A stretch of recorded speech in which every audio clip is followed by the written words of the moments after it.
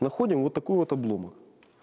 We find some fragments here. It doesn't look like anything interesting, but seeing it is made out of high-quality fiberglasses used in aviation, we have to begin to examine it in more detail. It has a number, 905. There's a number and an identification. This is the same number, 905. Do you see? It also has an Israeli sign. The remains of the mysterious Israeli UAV were found by Evacuation 200 members during one of their search expeditions in Donbass. Mission representatives documented and conducted their investigations to find out the extent to which drones are being used in the war in Ukraine's east. It was found out that it was these Israeli drones which were bought by the Russian Federation specifically produced their own UAVs based on Israeli models. We found this 905 drone on the internet. Photos with the drones labeled 905 were in Kubinka in Russia. There were soldiers standing there in Russian pea jackets. That's it.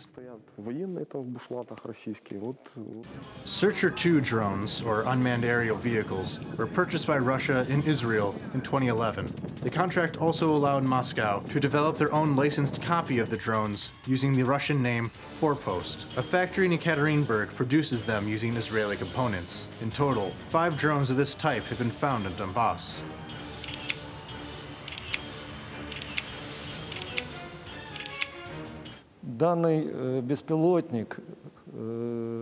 This drone is very difficult to use. Only an expert can manage this task. I'm sorry to say this, but it's impossible to just teach a miner to use it in a short period of time. It was Russian specialists carrying out reconnaissance of our positions. As a result of this type of usage by Russia, Israel has refused further sales of these drones to Russia. However, the Kremlin's military industry has their own solutions to replace the lost Israeli equipment. In April 2016, soldiers in Ukraine's armed forces shot down a Zala drone produced by Russia. It was designed for handling small cargo. We have a lot of cases when Russian unmanned aerial vehicles were shot down in Donbass. Among them are Forepost, Orlan 10, and all types of small tactical drones used for reconnaissance and artillery systems for firing at our positions.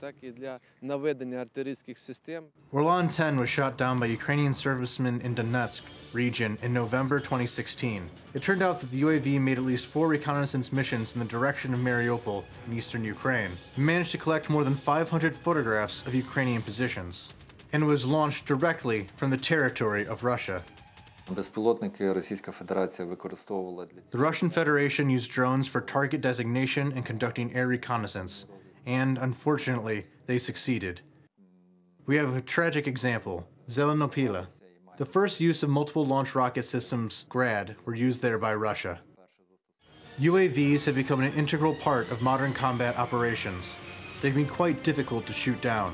After all, the target is small, but flies very high. These drones transmit gigabytes of the most current intelligence data. However, the same data, and the UAV itself, once captured, can serve as evidence of Russia's own crimes.